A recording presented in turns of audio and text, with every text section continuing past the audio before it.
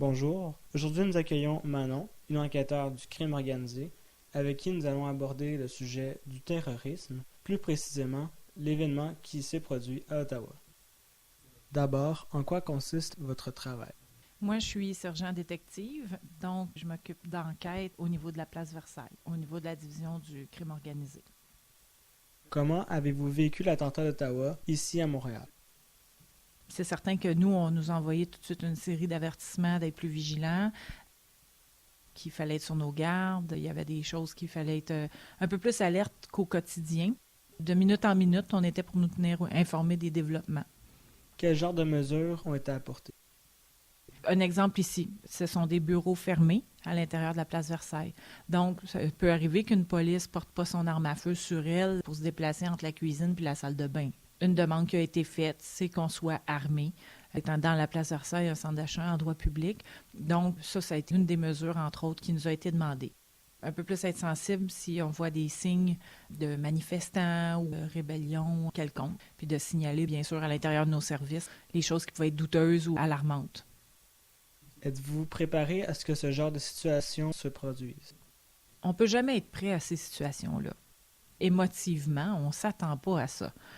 On veut devenir militaire ou policier pour aider les gens, pour être une ressource, pour répondre à des besoins.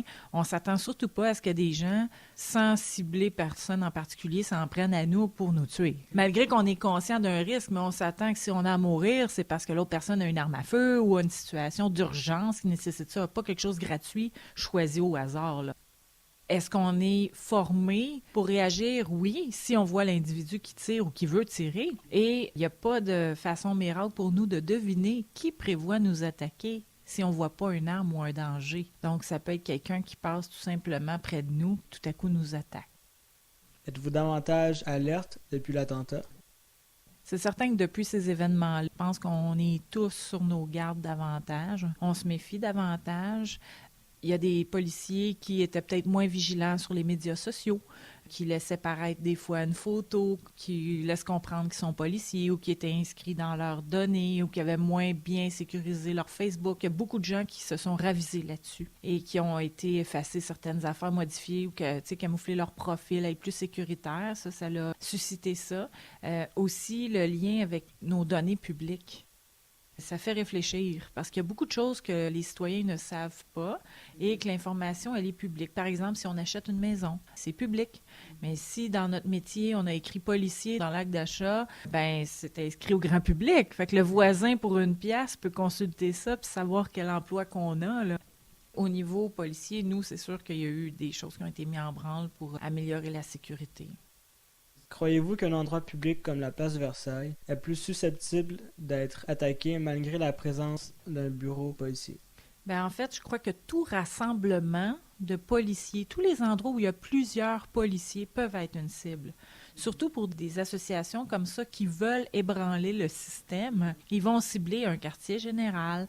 En plus, ici, on est les enquêtes majeures. Donc, toutes les grosses enquêtes ou presque qui sont gérées ici, oui, ça peut être une cible par chance. Il y a des sections qui ne sont pas nécessairement ici. Effectivement, c'est à risque. La même chose pour les événements où ce que plein de policiers sont rassemblés, que ce soit un événement, une fête ou peu importe, puis que c'est publicisé ou que c'est connu. Là encore, c'est des moments ou des endroits où on peut être une cible facile. Croyez-vous à d'éventuelles représailles? On n'est jamais à l'abri de ça. Je crois que ça pourrait arriver. C'est certain qu'il y a sûrement beaucoup de recherches qui se font, de renseignements qui est en train de s'analyser, savoir à quel point ces groupes-là sont installés, à quel point ils sont nombreux. Ça, c'est certain qu'il y a tous des dessous qui ne seront pas dévoilés, mais qui se recherchent pour savoir à quel point il y a du danger. Je pense que c'est un risque, effectivement, qui pourrait revenir. Reste à nos grandes autorités gouvernementales et tout d'être de l'avant puis de gagner la course au lieu de se faire attraper. Êtes-vous plus vigilant qu'avant? On n'a jamais été vraiment victime souvent de genre de groupe comme ça. Des petits cas isolés peut-être, mais pas quelque chose qui a été médiatisé si on pense aux États-Unis, là, que les grandes tours. On n'a pas eu ça au Canada parce que notre situation aussi est différente. On n'est pas en guerre avec d'autres pays. Reste à voir quelle perception que les gens ont de l'extérieur. Croyez-vous à des conséquences à long terme? Ici, il y a eu beaucoup de choses qui ont été mises en branle. Par exemple, d'avoir un tourniquet qui contrôlait les accès. Ça faisait plusieurs années que c'était demandé. Tranquillement, petite démarche après petite démarche. Avec ces événements-là, ça a déboulé. L'urgence a été placée là-dessus, un contrôle, on descend l'agent de sécurité au rez-de-chaussée, on maintient la politique de porter l'arme à feu. Mais ça, c'est des choses qui ont été mises en place et qui sont rigoureusement tenues par les gens. Pas besoin de forcer, là. Je pense que les gens ont pris conscience que ça pouvait arriver n'importe où. Croyez-vous que la sécurité était prise à la légère? Peut-être un peu. Je crois que tant qu'il se passe rien, on s'inquiète pas. Donc, on se dit, ben voyons donc, on est à Montréal, les gens sont pas mauvais. Oui, il se passe des choses dans des contextes spécifiques, des centres-villes, des manifestations. Mais là, les événements comme Ottawa, comme Saint-Jean aussi, ça a bousculé beaucoup de réflexions. Puis je pense que le milieu policier et militaire sont beaucoup plus vigilants présentement. Devrait-on prendre les groupes rebelles au sérieux?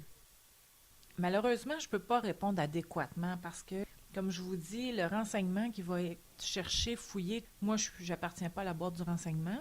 Et même si j'en faisais partie, je ne pourrais pas répondre. Par contre, ça se pourrait, malheureusement, que ce soit un début d'une chaîne et espérons que ce sont que 2 gestes isolés. C'est ce qu'on va souhaiter parce que, dans le fond, il y en a plein de mouvements, de manifestations de toutes sortes. Il y a plein de choses qui existent, mais au Canada, généralement, c'est tranquille. On ne vit pas ces rébellions-là. Fait qu'on va espérer que c'était seulement 2 cas isolés puis qu'il n'y aura pas de suite. Mais ça, l'avenir nous le dira. Finalement, j'aimerais prendre le temps de remercier Manon d'avoir accepté mon invitation et d'avoir répondu à toutes mes questions. À la prochaine.